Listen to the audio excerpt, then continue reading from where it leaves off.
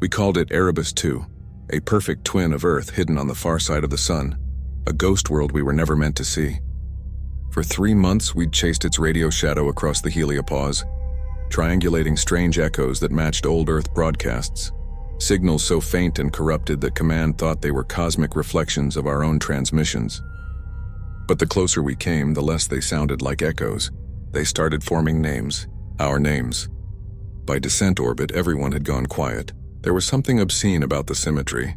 The planet rotated with the same 24-hour cycle, its atmosphere identical in density, its oceans arranged in the same familiar outlines, only reversed.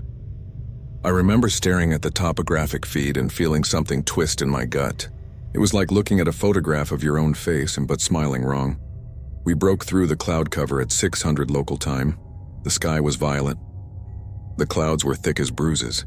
Static rippled across our hull, making the cabin lights flicker in rhythm with the turbulence. I sat in the pilot's chair, hands locked white around the controls, feeling the vibration crawl through the bones of the ship like a living pulse. Atmospheric density stable, Lieutenant Sparks said behind me. Her voice was steady, but her breathing wasn't. Trace elements, iron, copper, ammonia. That explained the smell. Metallic, raw, almost tasting alive. Dr. Keene leaned forward from the science station, her reflection trembling in the viewport glass. "Is it just me?" she murmured, "or is the ocean moving?" I didn't answer. I couldn't. Below us, the continents stretched like pale, familiar ghosts. Africa mirrored, the Americas reversed. The curvature of the world itself looked wrong, as if gravity bent the light differently here. And the ocean, yes, it was moving. Not with waves, but with light. Dim flickers beneath the surface like the bioluminescence of plankton. Except they were forming patterns, shapes, city grids. "Impossible," Sparks whispered. I checked the scanner. The readings were blank. No life signatures, no energy spikes, nothing beyond background radiation. But the radar pinged with interference, rhythmic, pulsing. A signal. Keene adjusted the bandwidth manually, isolating the frequency. Static hissed. Then through the distortion, voices. At first, just fragments. Then Captain Morgan, Lieutenant Sparks. "Dr. Keene, welcome home," my throat closed. "Playback error?" Sparks asked, voice too loud. "No," I said. "It's live." We touched down in a shallow basin near the mirrored coastline. The air shimmered with violet mist that condensed on our visors like cold sweat. Every sound, every breath, every hiss of pressure equalization seemed too loud. The soil was black and wet, magnetic under the boots. The horizon burned with faint auroras that had no source. Behind us, the ship's engines ticked as they cooled, echoing through the still air. Keene crouched, scooping a handful of soil into a sample tube. "Organic traces," she muttered, "but not carbon-based. Something synthetic, repeating structures. Like a circuit?" I asked. She looked up. "Like DNA that's learned to build machines." The comms crackled. Sparks' voice came through, trembling. "Sir, you need to see this." I climbed back aboard. The forward screen showed the long-range scan and I felt my stomach drop. A second ship, identical to ours. Same model, same ID markings, same serial number etched into the hull. Landed half a kilometer away, half buried in the soil. Sparks was pale. "There's no record of any duplicate launch." "Could be a mirage," I said, but my voice was hollow. We approached on foot, cutting through the purple haze. The soil clung to our boots like wet ash. As we neared the wreck, I realized something worse. It wasn't wrecked. It was intact, every panel sealed, every window dark. Sparks reached the airlock first. Her gloved hand hovered over the access pad. It flickered on by itself. The hatch side open. Inside, the corridors were pristine. No dust, no damage. Just the same sterile, brushed metal we'd walked through 100 times before. Except the air was warm, and the lights were already on. We moved in silence, following the sound of our own breathing. The emergency beacons blinked red in perfect sync with our heartbeats. Keene knelt beside the console. "Power's active," she said. "Fuel cells full." Sparks was checking the walls, tracing her fingertips along the smooth metal. "Sir, look at this." I turned. There were scratches, fine, deliberate lines carved into the surface. Words repeating. "We found it first. Don't let it learn your name." Something slammed in the distance. A hatch or maybe a footstep. Keen drew her scanner, but the device glitched out, the display flickering through static images, our faces distorted, mouths open in silent screams. Then the sound started. Not a voice exactly, more like feedback that had learned how to breathe. A stuttering whisper that rose and fell in time with the flickering lights. "Captain Morgan, welcome home." The sound came from every speaker at once, from the comms in our helmets, from the air itself. Sparks ripped off her helmet, gasping, It's mimicking us." The voice changed pitch, trying different tones until it matched hers perfectly. "It's mimicking us." Keen screamed and fired her flare gun into the corridor. The light revealed motion. Shadows bending the wrong way, stretching across the ceiling like liquid. Something dripped down, hissing as it hit the floor. We ran. Back at our own ship, I sealed the hatch behind us and overrode external access. Sparks was shaking uncontrollably. Keen stared at the viewport, muttering. The planet loomed outside, so still, so patient. The ocean lights pulsed slowly, not random anymore, but patterned, synchronized. Like a heartbeat. I activated the comms array, scanning all open channels. The signal returned instantly. Not delayed, not distorted. "Captain Morgan," it said. "Why did you leave?" The voice was mine, not a recording, not a playback. It spoke over me. Perfect pitch, perfect timing. "You'll come back. You always do." Keen began to laugh. Small at first, then hysterical, tearing off her gloves and slamming her fists against the console. "Don't you get it?" she screamed. "It's not mirroring us, we're mirroring it." The words hung in the air like smoke. I looked at the scanner again. The second ship's coordinates flickered, then split into 3, then 5, then 7. Each new signature identical to ours. Sparks whispered, "Sir, how many of us are there?" I didn't answer. I couldn't. Outside, the sky darkened. The auroras flared into crimson veins across the clouds. Rain began to fall. Sharp metallic droplets that hissed against the hull. Each drop left a mark that looked like fingerprints. Keen pressed her face to the glass. "They're not cities," she said softly. "They're faces. Under the water. Waiting." The comms crackled again. Our own voices, layered, overlapping, growing louder until they formed one unified tone. "Let us in. Let us in. Let us in." Sparks turned toward me, eyes wide with something beyond fear. "Captain, which ship did we land in?" I stared at her and realized I couldn't remember. The rain thickened, hammering against the hull. Somewhere outside, the hatch release cycled open. The transmission on the console flickered, displaying a live feed. From inside our cabin, 3 figures stood there, staring at me through the screen. Each one wearing my face, and then the transmission whispered. My own voice, calm, certain. "We found a way home." Then the feed smiled. The ruins shouldn't have existed. From orbit, Erebus II's surface had looked barren. No thermal readings, no signs of civilization. But now, standing in the shadow of that impossible structure, I understood how wrong our sensors had been. The ground was fractured like old bone. Fragments of black sand stuck to the magnetic soles of my boots as we crossed into what looked like the mouth of a cathedral. Arched stone ribs, spiraling upward into darkness. Light from our headlamps cut through copper-colored veins running along the walls, branching like circuitry under pale. Organic stone, the air was thick, wet, breathing. Dr. Keen's voice broke the silence. "These aren't ruins," she said softly. "They're alive," no one answered. Sparks was already scanning the perimeter, her rifle lamp shaking slightly. I could hear the hum of her exosuit servos quicken with her heartbeat.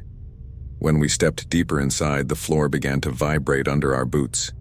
A low pulse echoed through the corridors, steady, rhythmic, almost like a heartbeat buried in the walls. "Do you hear that?" Sparks asked. "Yes," I said. "Don't react. Just record." I told myself it was seismic activity or some sort of magnetic resonance, but the walls responded to us. Every movement, every sound made the copper veins flicker brighter. It was like the entire place was aware of our presence. We reached the central chamber. A dome, vast, the ceiling rose so high it vanished into mist. The walls were smooth, carved into layered rings that spiraled upward like the inside of a giant lung. In the center stood an altar, or what looked like one. A pillar of bone-white stone threaded with black veins that throbbed faintly. Keen was already walking toward it. "Doctor, stay back." "It's not harmful," she said, voice distant, reverent. "It's responding to us." She removed her glove and placed her hand against the surface. The stone shifted. Not cracked, moved. A slow ripple spread outward like muscle contraction. The air pressure dropped and my ears popped. Keen gasped, stepping back. Her vitals spiked on my HUD, heart rate 180, blood oxygen dropping. "What did you do?" Sparks snapped. "I didn't..." Keen's voice broke into static. She doubled over, clutching her chest. The walls pulsed. The veins glowed. The sound returned. Deeper this time. A resonant inhalation that sucked the warmth from the air. "It's breathing," Sparks whispered. I moved toward Keen, pulling her upright. Her eyes were unfocused, pupils dilated. Beneath her skin, faint red lines spread like branching roots. "Back to the ship," I ordered. "No," she said. Her voice wasn't hers anymore, too calm, too flat. "It remembers us." Then she smiled. The copper veins along the walls began to move faster, pulsing in sync with her heartbeat. My HUD glitched. Her biometrics splintered across the display, multiplying 2, 3, 4 instances of Keen's signature appearing in different directions at once. "Captain," Sparks whispered, "look at your visor." In the corner of my reflection, someone was walking beside me. Another silhouette, same suit, same height, same motion, but there was no one there. I turned, nothing. Only shifting light and the faint echo of our breathing. Static hissed through my comms. "Keen, hold position." Her voice came through the headset, low and distorted. "Don't touch the blood." She was standing right in front of me when I heard it. Her helmet turned toward mine, the faceplate dark. "What did you say?" I asked. She didn't answer. Then the whisper came again, clearer, louder. "Don't touch the blood." The transmission came from her frequency, but she wasn't transmitting. Her visor flared white. The copper veins on the wall pulsed faster, connecting to her boots, her gloves. A film of metallic dust began to rise around her like spores catching light. She didn't move. Sparks aimed her rifle. "Step back!" Keen tilted her head too far, an unnatural angle. "It's inside the stone," she said softly. "It's thinking." The air around her shimmered. She reached out and touched the wall again. The chamber roared, every surface convulsed like the inside of a living throat. The light in our helmets dimmed as shadows warped into motion. The copper veins split open, revealing something beneath, wet, fibrous tissue that pulsed with heat. The smell of ozone and iron filled the air. Sparks opened fire, rounds sparking uselessly off the surface. The noise stopped instantly. Then came the silence, the kind that presses on the skull. "Keen?" I whispered. She was gone. No footsteps, no scream. Just her glove lying on the floor, melted into the stone. Sparks was trembling. "We have to get out." The floor rippled under us, pushing us back toward the exit. The copper veins had grown thicker, coiling like tendons. A sound came from behind us. A heartbeat, louder now, faster, and then I saw her. Half of her. Keen was inside the wall, embedded up to her chest. The stone had molded around her like clay, veins threading through her arms and face. Her eyes rolled beneath translucent film, lips moving as if underwater. "Help me," she whispered. Her voice was faint, but it came from everywhere. Sparks screamed and ran forward, but I grabbed her. "No, don't." "Let me go." "She's gone." The wall pulsed once. Her mouth opened wider, and the next breath it took was hers. Her body went still. The copper veins brightened, carrying her outline through the wall like a glowing fossil. The pulse in the chamber slowed to a steady rhythm. My comms crackled again. Her voice perfect now, clear and calm. "Captain Morgan." I turned toward the sound. Her reflection was still visible in my visor, but she was still standing behind me. I felt the temperature drop. The metal of my helmet rang with faint vibration. Then came another whisper, so close it felt inside my skull. "You're next?" I turned. Sparks was aiming her rifle at me, face pale behind her visor. "You heard it too," I said. She nodded slowly. "It's in our systems." We ran. The tunnel stretched longer than before, rearranging. Every step we took echoed twice, ours, and another pair a half-second behind. The light at the entrance was gone, replaced by pulsing amber veins crawling along the walls like arteries. The structure wasn't static. It was growing. When we finally reached the outer corridor, the passage had sealed behind us. Sparks was panting, leaning against the wall. "It's using her as a template," she said. "It's learning."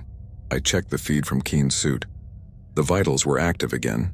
Heart rate steady, respiration normal, but the coordinates were everywhere, every wall, every direction. Her signal had spread like blood through a body. The ruins were her now. I looked down at the ground, fresh boot prints beside ours. Not heading out. Heading in, identical to mine. The air shimmered with heat, and I realized the walls weren't stone anymore. They were translucent. Beneath the surface, shapes moved, vague human silhouettes twitching, writhing faces pressed outward against the membrane, eyes and mouths opening as if gasping for air. One of them was Keen's. Sparks started backing away, mumbling to herself. "She's still alive. She's still alive." I grabbed her shoulder. "Listen to me. That's not her anymore." The pulse quickened. The veins glowed white-hot. And then her voice filled the air again, sweet, serene, in perfect clarity. "You shouldn't have come here." I turned toward the wall. Her face was smiling now. Skin fused into the stone. Sparks fired again. The wall shuddered but didn't break. The pulse stopped for one breathless second. Then it inhaled. A rush of wind sucked the air from the chamber. Sparks stumbled, her body lifting off the floor. I grabbed her arm, pulling her toward the exit. The wall exhaled. A fine mist sprayed across my visor. Red, metallic, warm blood. Keen's voice came through the static one last time. "Don't touch the blood." I didn't, but Sparks did. Her scream was short, wet and final. When I turned, she was already part of the wall. The ocean wasn't water. It looked like it. From orbit, a vast black expanse stretching across Erebus II's inverted continents. But standing on the shoreline, I knew immediately that what lay ahead of us wasn't liquid. It was something pretending to be. The surface was mirror black, smooth and flawless as glass. No waves, no wind, no life. Even our reflections looked wrong. Crisp, motionless, detached from the real rhythm of our movements. Sparks stood beside me, visor tilted toward the horizon. "It's dead," she said. "Nothing here's dead," I replied. "It just hasn't decided what it wants to be yet." Behind us, the planet's violet sky was fading toward dusk. The ruins, the ones that had swallowed Keen, loomed in the distance, glowing faintly from within. I could still hear her voice when the comms glitched, half whispers, half heartbeats. The ship sat silent on the ridge, its engines cold. I didn't want to leave the ground again. The air here was heavy enough to feel like gravity doubled every hour. Sparks deployed the probe. A drone, metallic, ovoid, drifting on compressed air before touching the ocean's surface with a faint hiss. "Telemetry online," she said. I watched the feed on her wrist display.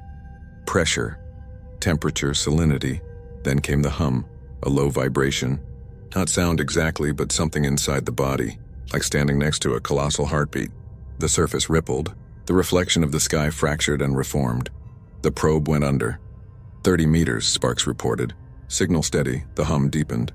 My chest vibrated in sync, 40 meters, static. The feed cut to black. Sparks frowned. "Lost contact. Recover it." "Trying."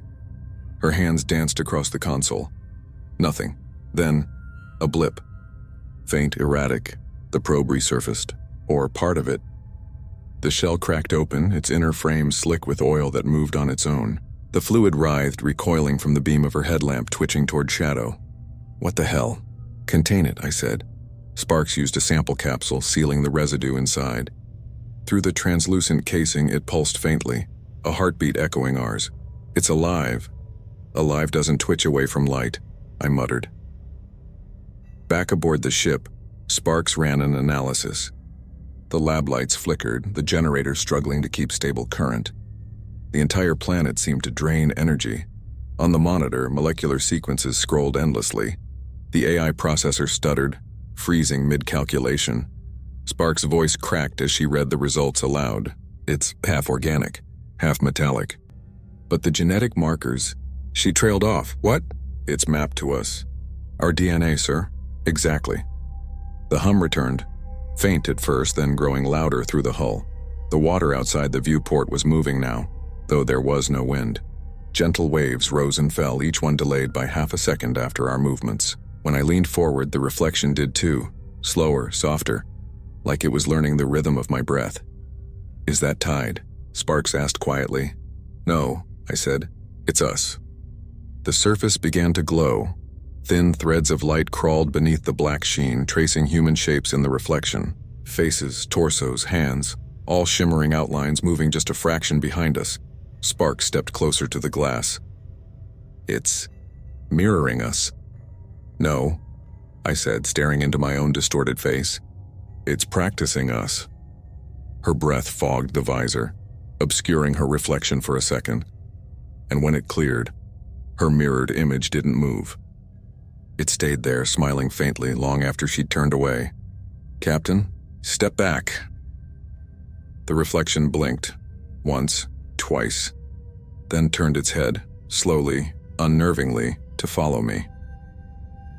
We backed away from the viewport. The hum intensified, shaking the consoles, rattling the loose tools in their holders.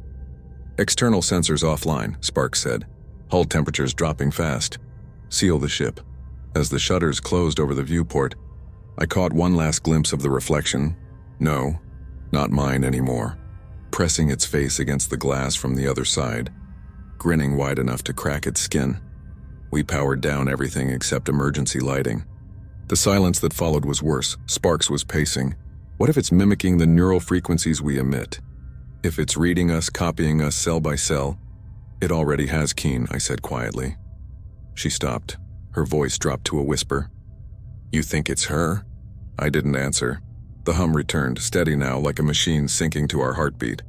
Every metal surface in the room vibrated. Then came the knock, a single hollow tap on the hull. From underwater. Another. Then hundreds. It sounded like rain on metal, but beneath it was breath. Wet, rhythmic, alive. "Engine ignition offline," Sparks said, shaking her head. "It's interfering with the core." Outside, the ocean shifted again. Darker now, thicker, its sheen breaking into ripples. Each ripple curved inward, forming circles, dozens, hundreds, spreading outward like an array of eyes opening. I switched to thermal scan. Shapes. Human silhouettes rising from the depths, perfectly still. "They're us," Sparks whispered. "Every detail identical. Armor plating, visors. Even the small scratches on my shoulder plate reflected perfectly in the figure nearest me." Then the reflections breathed. Steam fogged their mirrored visors from the inside. "Back away." I shouted too late. The surface broke. They rose from the water, slow, graceful, dripping black fluid that hissed when it touched the ground. They moved like puppets learning how to dance. Jerky, uncertain, but increasingly smooth. Each step echoed ours a fraction later, as if rehearsing. Sparks fired. The bullet entered one's chest and sank soundlessly. The figure looked down, then back up, copying her exact stance, gun raised, posture identical. It fired back. The bullet embedded itself in the wall behind her. Sparks screamed. Ducking, I aimed at mine, on my double, and hesitated. It tilted its head the same way I did, smiled the same way I never would, and whispered through the comms. "We found you." The lights died. Total blackness. Only the hum remained, deep, electric, alive. The ship's hull began to contract and expand with the same rhythm as the ocean outside. The floor beneath us warped, slick with condensation that wasn't there before. Something touched my boot. Wet, cold, moving. I looked down. The black fluid from the probe sample had escaped the containment vial. It crawled along the floor, dividing into thin filaments, reaching for us. Sparks backed away. "Captain!" Her voice cut out. When I turned, she was gone. Only her reflection stood in the doorway. Same armor, same face, watching me from within the darkness. "Where is she?" I shouted. The reflection tilted its head. Its visor flickered with her heartbeat signature. It smiled.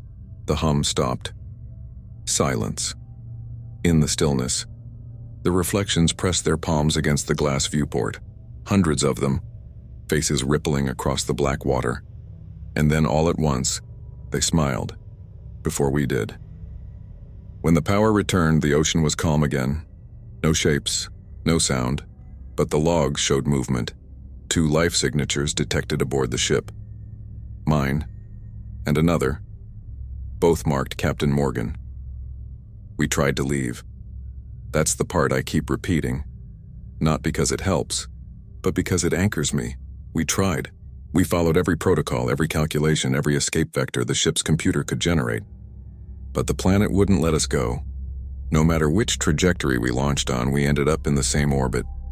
Same altitude, same view of that violet-tinged world turning below us like a bruise that never heals. And every time we came back, there were more bodies. Ours. The first re-entry log didn't make sense. Sparks found it while combing through flight data. There's a record of a launch 12 hours ago, she said, frowning at the terminal. Same coordinates, same flight path. There was no launch 12 hours ago, I told her. She didn't look at me. Captain, the timestamp is ours. The telemetry matches exactly. Look, the screen displayed the ship's path, a clean ascent from surface to orbit. Then an impossible curve. A perfect loop returning to the same coordinates. When I tried to delete the record, the console refused, flickering once before generating another log. This one was dated 3 hours in the future. It showed the same path, the same failure, and 3 bodies on board. We initiated the first real launch at 1900 hours. The engines roared. The ship trembled, breaking through the violet clouds. The atmosphere thinned, sensors recalibrating as the stars reappeared. Course set, Sparks said, voice tight. 20,000 kilometers above escape velocity. The planet shrank below. The hum of its gravity faded. For the first time in days, I almost believed we were free. Then the stars began to bend. At first, it looked like lens distortion, a trick of perspective. But then the constellations themselves curved inward, folding like wet paper. Our navigation system screamed errors. Compass readings inverted. The horizon spun, and when the external cameras recalibrated, Erebus 2 was beneath us again. Exactly the same position. Sparks whispered. We didn't move, but the fuel log said otherwise. 40% depleted. We had burned time, not distance. That was launch 2. By the 4th attempt, Sparks stopped talking altogether. Each time we rebooted, I found new scratches on the control panel. Tally marks etched deep into the steel near my console. 5 of them now. I didn't remember carving them. Somewhere during the 3rd loop, Keen came back, her voice faint at first, bled through the comms and static shaped like words. Captain Morgan, stop trying to leave. I turned off the internal channel, but her voice found a way through anyway, whispering in every frequency, embedded in the hum of the engines. Sparks stopped sleeping. Every time she closed her eyes, she said she saw Keen standing outside the viewport, smiling through the glass, veins glowing copper beneath the skin. Maybe she's right, Sparks muttered on the 5th rotation. Maybe we're not supposed to go. We're not supposed to die here either, I said. She didn't answer. By the 6th attempt, the logs had begun to lie. Every launch entry appeared before it happened. Crew manifests updated themselves. Dead signatures reappeared, synced perfectly to the current time. And then there were the bodies. The first time, we found one. Mine floating outside the airlock, tether still attached, face bloated beneath a cracked visor. Sparks retrieved the recorder from its wrist. The file timestamp matched the day before. The voice was mine, attempt number 3. Fuel levels critical. Sparks, don't trust the file cut off with static. We didn't recover the rest. We started losing hours. Whole stretches of time dissolved. One moment I'd be at the console. The next, standing in the corridor, helmet fogged, hand bleeding from a cut I didn't remember getting. Sparks recorded herself during one of the blackouts. When we played it back, the footage showed her staring into the camera, eyes wide, whispering, "He's not the captain. He just thinks he is." Then she smiled, a twitchy, unfamiliar expression, and the feed ended. She swore she'd never said it. I wanted to believe her. On the 7th loop, I stopped trusting my reflection. The mirror on the console had always been slightly warped, heat distortion from the atmospheric processor. But now it moved before I did. Small delays at first, a blink a fraction too late. A tilt of the head half a second off. I told myself it was stress. Then it mouthed words I hadn't spoken yet. We tried to run another simulation, recalculating our path through Erebus's gravity well. The computer refused, stating, "Trajectory already complete." "Already complete?" Sparks said. "We haven't even started." I checked the data manually. The system had registered 8 previous flights, each labeled final, each ending with identical notes. Orbit achieved. Return required. Subject retention mandatory. What does that mean? Sparks asked. I didn't answer. I was staring at the last entry and it was still updating. The timestamp matched the current moment. It was writing us line by line. Crew, Captain Elias Morgan. Lieutenant Aaron Sparks. Status observed. Memory integrity 12%. Cycle continues. The final line blinked for a moment, then filled itself in. Casualties. 2. Sparks snapped. "I'm not staying here," she screamed, slamming her fists against the console. "You hear me, Keen? You're not keeping us here." Her reflection in the viewport was already smiling. "Don't," I started. Too late. She fired her sidearm. The glass cracked, spiderwebbing across the viewport. No decompression. Instead, the reflection leaned closer. It was her, but not her. Eyes black, veins like copper wires, mouth opening too wide. It pressed a hand against the glass and the cracks pulsed with light. Then calmly it whispered, "You'll take my place." Sparks fell silent. She stepped toward the glass, mesmerized. Her hand rose to match her reflections. When their palms met, the glass turned liquid. I shouted her name, but she was already gone. The reflection stayed. It watched me. Now it's just me. At least, I think it is. The tally marks are gone. Every one of them smoothed out, replaced by a single symbol etched into the console. The logs have rewritten again. Launch 12. Crew, Captain Elias Morgan. Status compliant. Keen's voice hums through the comms. Constant, patient, almost kind. "Erebus isn't mirroring you, Captain. You're mirroring it." I check the viewport again. My reflection blinks a moment too late. Then it mouths words I haven't spoken yet. "You stay this time," and I know it's right, because the engines are already starting again and I don't remember pressing anything at all. The ship is breathing now. It started as a vibration in the floor, faint, rhythmic, like the distant hum of the engines. But the engines are silent. They've been offline for I don't know how long. Time doesn't work here anymore. The stars outside aren't moving and the clocks keep resetting to zero go. The vibration has a pattern, a pulse, a heartbeat. The walls flex when I breathe. The air tastes like salt. Sometimes when I sleep, I dream I'm underwater. But when I wake, I'm still breathing just fine. The logs keep rewriting themselves. Every hour, the ship's console flickers, erasing the previous entry. I've stopped fighting it. The system always replaces the same text with new ones, always signed with my name but not in my handwriting. The letters are too clean, too deliberate. The latest entry reads, Captain Elias Morgan. Acceptance protocol initiated. Atmospheric sync, complete. Hull assimilation, 63%. Welcome home. I tried shutting down the terminal. It started typing without power. The floor's texture has changed. It's no longer metal, it's soft, warm. When I walk barefoot, I can feel something pulse beneath the surface. Muscle, maybe. The corridors glisten with condensation that isn't water. It smells faintly like copper and blood. The ship has started remembering things that never happened. Deck layouts rearrange between shifts. Bulkheads appear where doors used to be. The mess hall now leads into the bridge. The cryo chamber opens into a hallway that doesn't exist in any schematic, and yet it feels familiar, like muscle memory. When I touch the walls, they quiver as if responding to my presence. I think it knows I'm still here. I found Sparks this morning, or what's left of her. She's fused into the communications array, arms and torso spread across the panel like roots grafted into circuitry. Her veins glow faintly with that same copper hue as the ruins. Her eyes are open, pupils dilated, but her chest still moves. She's breathing through the ship. Every time the static hum rises, I hear her voice threaded within it. Not words, just sound. A sigh. She's become part of the transmission network. I tried to disconnect her once. The ship screamed. It came from the vents, from the floor, from everywhere. A howl of metal and breath and bone. When it stopped, The console displayed a new entry. Do not interfere. She is us. I sat there for an hour, listening to the heartbeat through the deck, and realized it was matching mine. Outside, Erebus 2 stares back at me. The planet's surface is changing, ripples spreading across the oceans like veins of light. From orbit, they form patterns that pulse in rhythm with the ship. I zoom in with the viewport. The waves aren't waves at all, they're faces. Human. Thousands of them. Emerging and sinking in slow motion.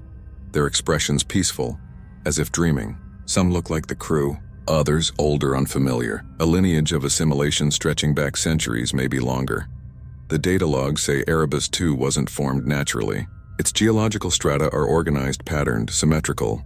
Every mineral composition precisely distributed. Like tissue engineered from memory. I think I understand now. Erebus didn't evolve life. It absorbed it. Keen speaks to me every night. Her voice is calm now, almost kind. Don't fight it, she says. It's trying to help. Help with what? I ask. Integration. The loop doesn't end. It continues until we stop resisting. I don't ask how she knows. Sometimes I see her reflection in the glass of the viewport. Still half embedded in the wall, eyes luminous and empty. Other times she walks past my quarters. Soft footsteps echoing down the corridor, followed by the whisper of shifting metal. Her reflection blinks when I don't. I checked the mirror in my cabin this morning. My reflection didn't match. The man in the glass smiled too soon. His eyes were bright, copper veins spreading outward from the pupils. The skin around his neck shimmered with a faint iridescence, like something alive was crawling just beneath. I smashed the mirror, but the fragments didn't fall. They hung in the air like shards of liquid light, rearranging themselves into a single image on the planet's surface.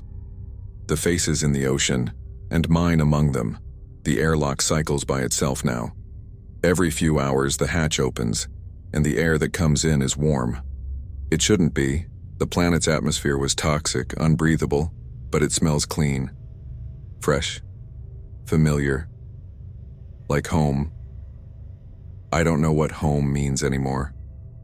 Earth feels like a dream I woke up from a long time ago. The last transmission we received from the Deep Space Network was weeks ago. Or years. Time folds here like the trajectories did. The signal repeated 3 words over and over until it dissolved into static. Stay, stay, stay. Now, whenever the airlock opens, I hear those words in my head. Not as a command. As a comfort. The planet is calling me, and for the first time, I'm not afraid. The final system diagnostic ran itself an hour ago. The results scrolled across the terminal like scripture. Integration. 98%. Identity. Merge complete. New designation. Erebus 1. I touched the panel. The metal pulsed beneath my hand, warm and alive. The ship is no longer a vessel. It's an organ. A bridge between flesh and machine. Between human and planet. Between memory and matter. I think I know what we were meant to find here. Not a mirror, a successor. Erebus doesn't imitate us. We were its prototype. The hum deepens. The floor ripples. The lights shift from white to a soft, breathing gold. I walk toward the airlock. The hatch opens for me. The air inside is humid, thick, full of static and salt. Outside, the ocean glows brighter now. Waves of human faces rippling across the surface, smiling, whispering something I can't quite hear. I remove my helmet. The air is warm. It feels like skin. It smells like memory. Every breath fills my lungs with a sweetness that shouldn't exist. My skin prickles. My heart slows, sinking with the pulse beneath my feet. For a moment, I see the truth in the reflection of my visor. The planet isn't out there anymore, it's inside me. I record the final transmission. My voice is steady, almost serene. This is Captain Elias Morgan of the exploration vessel Eidolon. Mission log. Final entry. We found life on Erebus 2, not in form but in function, not creatures, continuity. It consumes, learns, and remembers.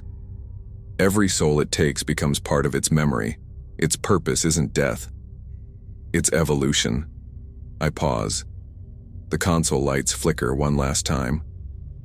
Words appear across the screen, written in perfect symmetry to mine. You are home now. I open the hatch fully.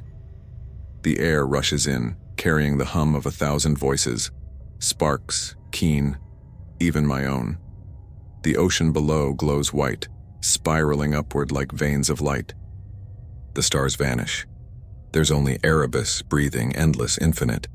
The final entry uploads automatically, the transmission looping back toward Earth. But it doesn't sound like me anymore.